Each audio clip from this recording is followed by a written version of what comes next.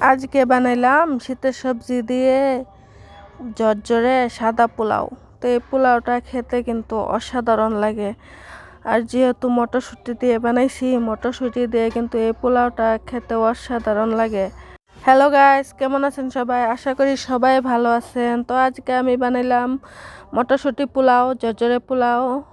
তো চলুন গাইজ এবার দেখিয়ে নেই আমি কিভাবে বানালাম মটরশুঁটি পোলাও। তো এখানে আগে কড়াইটা বসিয়ে দিয়ে দিছি সাদা তেল দিয়ে। তো যেহেতু পোলাও বানাইতে কিন্তু সাদা তেলটা লাগে, সাদা তেল দিয়ে পোলাও বানালে পোলাওটা কিন্তু বেশি ভালো হয়।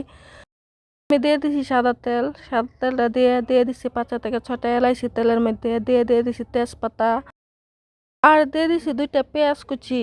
যেহেতু পেঁয়াজ কুচিটারে আমি ভেজে বেরেস্তা বানিয়ে নিছি। আমি আলাদাভাবে বেরেস্তাটা বানাইতাম না, আমি আগে পেঁয়াজ কুচিটারে ভেজে বেরেস্তা বানিয়ে তার মধ্যে দিয়ে দিছি গাজর, ক্যাপসিকাম আর মটরশুঁটি। এবার গাজর, ক্যাপসিকাম, মটরশুঁটিটারে ভেজে নিতেছি, যেহেতু এটারে কিন্তু আমি সুন্দরভাবে ভেজে নেম।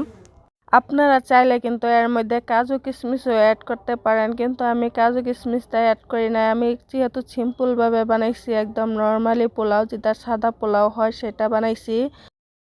তো এখানে ভাজা হয়ে গেছে গাজর মটরশুঁটিটা, তো দিয়ে দিছি আমি 1 চামচ আদাটাও কিন্তু আমি ভেজে এটার সাথে মিশিয়ে নিতেছি। আর পোলাও বানাইতে যেহেতু চাউলটা আগে থেকে ভিজায় রাখতে হয়, তো আমি আধা ঘন্টা আগে থেকে চাউলটা কিন্তু ভিজাইয়া তারপরে ধুয়ে পরিষ্কার করে রেখে দিছিলাম পানিটা নিগুড় করে। এবার ধুয়ে রাখা চাউলটা দিয়ে দিছি মটরশুঁটির উপরে দিয়ে, এবার আমি পরিমাণ মতো লবণটা দিয়ে দিলাম। যেহেতু লবণটা আমি আগেই দেই নাই, আমি চাউলের পরিমাণ অনুযায়ী আমি লবণটা দিলাম, সেই জন্য আমি লবণটা চাউলের উপরে দিছি। এবার কিন্তু আমি চাউলটাকেও ভেজে নেম। পোলাও চাউল যত সুন্দর ভাজা হয় তত সুন্দর কিন্তু ফ্লেভারটা আসে। আমি গ্যাসের ফ্লেমটা হাই করে রেখেছি যাতে করে তাড়াতাড়ি চাউলটা ভাজা হয়ে যায়, না হলে তো আবার চাউলটা ভাজতে বহুত সময় লাগবে। তো আমি চাউলটা কিন্তু গ্যাসের ফ্লেমটা হাই করেই ভেজে নিতেছি। আর এদিকে কিন্তু ভাজা হয়ে গেছে, নিচের দিকে লেগে ধরেছে, যেহেতু চাউলটা কিন্তু পুরোপুরি ভাজা হয়ে গেছে। এবার আমি দিয়ে দেম পরিমাণ মতো পানি। পরিমাণ মতো পানি মানে আমি 2 গ্লাস চাউল দিছি, তো 2 গ্লাস পানি দিয়ে দেম, এতে করে চাউলের পরিমাণ মতো পানিটা হয়ে যায় আর চালটা কিন্তু সুন্দরভাবে ফুটেও যায় আর নিচের দিকে কিন্তু লেগেও ধরবে না। আর পোলাওটা কিন্তু একদম পুরো ঝরঝরে হয়ে যাবে। এভাবে পোলাওটা বানাইলে কিন্তু সুন্দরভাবে ঝরঝরে পোলাও হয়ে যায়। এবার পানিটা দিয়ে আমি লাড়িয়ে চাড়িয়ে ঢাকনা দিয়ে ঢেকে দেম। আমি প্রথমের দিকে গ্যাসের ফ্লেমটা হাই করে রেখে দেম, তারপরে কিন্তু উতলানো আসার পরে গ্যাসের ফ্লেমটা লো করে দিয়ে আমি রেখে দেম 5 মিনিট সময় চুলার আছে। তো এতে করে কিন্তু পোলাওটা একদম সুন্দরভাবে উপরে থেকে নিচের দিকে কিন্তু সুন্দর ঝরঝরা হয়ে গেছে।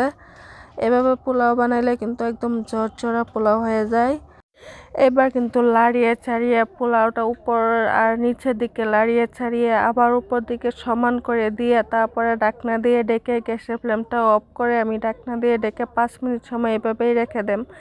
এতে করে পোলাওটা কিন্তু আরও সুন্দরভাবে ঝরঝরা হয় আর পোলাওটা একদম সফট বা স্মুথ হয়, যেটা কয় সেটা হয়ে যাবে এভাবে রেখে দিলে। আর এটা খেতে কিন্তু অসাধারণ লাগে। আপনারা কিন্তু চাইলে আলাদাভাবে বেরেস্তাটা বানিয়ে তারপর উপর দিয়ে দিতে পারেন, কিন্তু আমি বেরেস্তাটা আলাদাভাবে বানাই নাই, সেই জন্য আমি বেরেস্তাটা দেই নাই। আমি এইভাবেই বানাইছি একদম সিম্পল করে। আর নর্মালি পোলাও যেটা সাদা পোলাও সেটা বানাইছি, যেহেতু মটরশুঁটি দিয়ে বানাইছি। আর আমার কাছে এটাই কিন্তু অসাধারণ লাগে। দেখুন এবার কিন্তু সুন্দর ঝরঝরে পোলাও হয়ে গেছে। এবার আমি প্লেটে করে বেড়ে নেম এই পোলাওটা। আর এবার আমি অল্প টিপে দেখে নিলাম একদম সুন্দর ঝরঝরে করে ফুটে গেছে। আর এবার পোলাওটা হয়ে